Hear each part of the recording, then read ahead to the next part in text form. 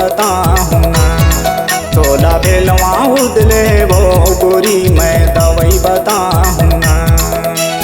खसर खसर खजुआते वहाँ,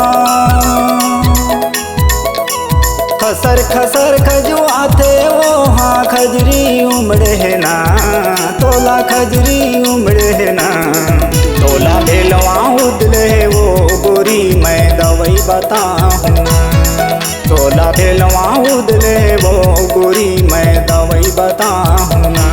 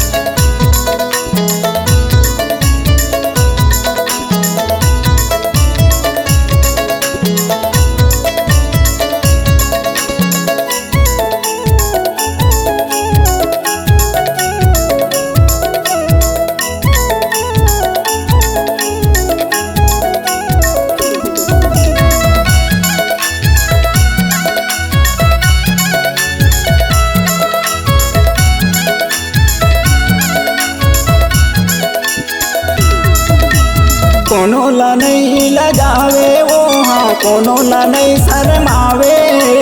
दवाई ला मोर लगावन देना ज्यादा तह झनी लागे।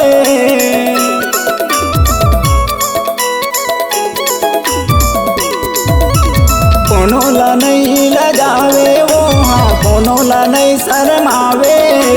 दवाई ला मोर लगावन देना ज्यादा तह झनी लागे। कले चुप रही नहीं पिरा थे, कले चुप रही नहीं पिरा थे। खजरी उमड़े है ना। तोला खजरी उमड़े है ना। तोला भेलवा उदले वो गोरी मैं दवाई बताऊँ ना। तोला भेलवा उदले वो गोरी मैं दवाई बताऊँ ना।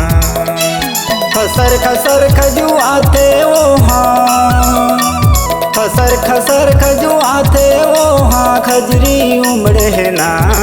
तोला खजरी उमड़े है ना। मोला भेलवा उदले गावे गाते दवाई बता देना। मोला भेलवा उदले गावे गाते दवाई बता देना। खसर खसर खजुआते वहाँ,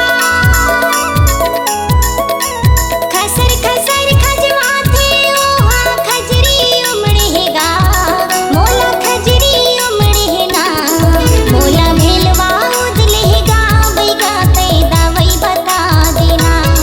मोला भेलवा उदले गावे गाते दवाई बता देना। तोला भेलवा उदले वो गोरी मैं दवाई बताऊँ ना।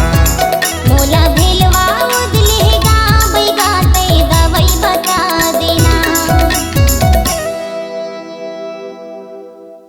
जी हाँ, हर सुर में छुपा है एक कहानी। संगीत का जहां है ये दीवानी। तो चले आइए MSR म्यूजिक बंजी में रचने अपनी नई कहानी।